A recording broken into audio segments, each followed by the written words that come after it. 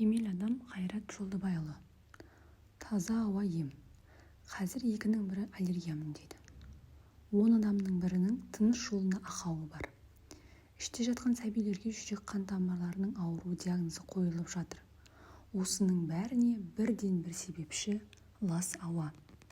Адам әр минут сайын 7-8 литр оттегін ішке жұтып сыртқа шығарады. Ал жаттығу жасап физикалық күш жұмсағанда оттегіні бұдан да көбірек қажет етеміз. Бірақ бойымызға қаншалықты таза ауаны сіңіріп жүргенімізді білмейміз. Өркениетті заманның басты проблемасы ауа тазалығы. Үйіміздің, көшеміздің, еліміздің мәселесі. Жер бетіндегі адамның бәрі ауаның ластануынан зардап шегіп жатыр. Түрлі созылмалы аурулар, қатерлі ісік, лас ауаның кесірінен пайда болады.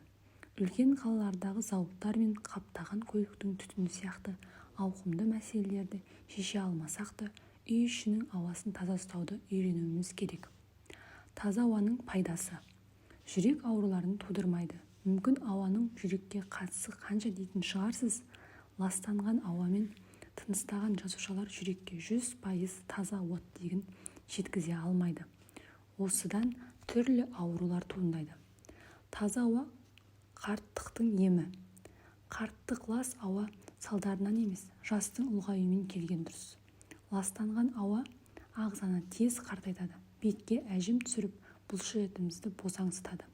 Сондықтан таза ауамен дем алуға тырысыңыз, жас қалпыңызды сақтаңыз. Таза ауа денедегі қант мөлшерін қалпында ұстауға көмектеседі. Сусамыры бар адамдар үй ішіндегі ауаны таза ұстағаны жөн. Өйткені түрлі газ, химикатпен ластанған ауа қантты көтеруі мүмкін. Таза ауа когнитивті денсаулықты жақсартады.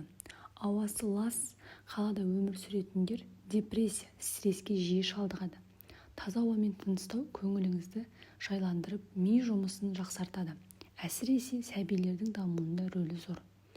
Ауасы таза жерде жаттығу жасау, спортпен айналысу өнімді болады. Жоғарыда айтқанымыздай, физикалық күш жұмсаған кезде оттегіні көбірек қажет етеміз. Ағзаны жаттығу кезінде таза ауа оттегімен қамтамасыз ету жақсы нәтижеге жеткізеді. Бұл ой еңбегіне де қатысты. Үй ішінде ауа қалай ластанады деп ойлайтын шығарсыз. Расымен де үйдің ауасы сырттағы ауаға қарағанда 4-5 есе лас. Өйткені үй ішінде шаң жинайтын заттар көп. Мысалы, кереуеттің көрпесін күнде қақпаймыз. Перделерді күнде жумаймыз. Ал оларда шаң міндетті түрде болады. Одан кейін тазалық үшін қолданатын химиялық қосындылар, қабырғаның бояуы да ауаны бүлдіреді. Олар түрлі химиялық элементтер бөледі. Тіпті үйдегі пластик заттардан формальдегид пен трихлорэтилен бөлінеді. Сондай-ақ бактерия мен вирустар ылғал ауада пайда болады. Таза ауаға қалай қол жеткіземіз? Табиғатпен дос болыңыз. Табиғат аясында жиі серуендеуді әдетке айналдырыңыз. Тым болмаса, қалаңыздағы ағаш көп саябақтарға барыңыз. Үйді құрылғылар арқылы желдетпеңіз. Бұл үй ішіндегі ауаны ғана айналдырады. Еш пайдасы жоқ. Оның орнына терезелерді ашып желдетіңіз. Ең тиімдісі үйде гүл өсіру. Гүл бөлмеңізді оттегімен байытады. Сондай-ақ ауа ылғалдандыратын сүзгі қолдануға болады. Бірақ олардың сүзгісін жиі ауыстырып тұруды ұмытпаңыз. Адам үшін ең қажетті оттегі. Егер ол болмаса, өмір жоқ. Біз демалып жүрген ауаның 21% оттегіні құрайды. Дені сау адамға осы 21% жеткілікті. Ал түрлі созылмалы сырқаты бар адамдарға ағзаны әлсіретпеу үшін оттегінің көп мөлшері керек. Кейбірімізге қосымша оттегі 24 сағат бойына керек болуы мүмкін, ал кейбіріне белгілі бір уақыт аралығында қажет болады. Мұндай кезде дәрігерлер оттегі терапиясын тағайындайды. Бұл дегеніңіз құрылғы арқылы ағзаға оттегі беру. Ағза үшін оттегінің жеткілікті болуы өте маңызды. Біздің барлық дене мүшеміздің дұрыс жұмыс жасауы оттегінің дұрыс жетуімен байланысты.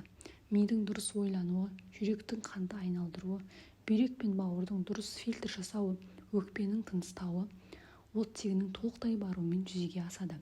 Егер адам ағзасында оттегі азайса, бірінші кезекте қан айналымы бұзылып, әрі қарай ішкі органдарға әсер ете бастайды.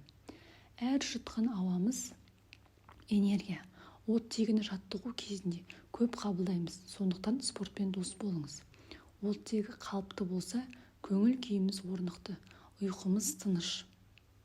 Деніміз сау, есте сақтауымыз қалыпты, көзіміз көргіш, сымбатты боламыз. Жаттығумен қатар оттегіні тасымалдауға көмектесетін тағам түрлерін де рационыңызға қосыңыз. Балық, грек жаңғағы, зәйтүн майы гемоглобиндегі оттегіні байытса, қырыққабат, алма, алмұрт қандағы оттегіні көбейтеді. Сәбіз, авокадо, сельдерей, сарымсақ, құрма, банан ағзаны оттегімен байытып қана қоймай, күні бойы қуаттандырады. Өзіңізді сыйлауды өзіңізге таза ауа мен оттегі сыйлаудан бастаңыз.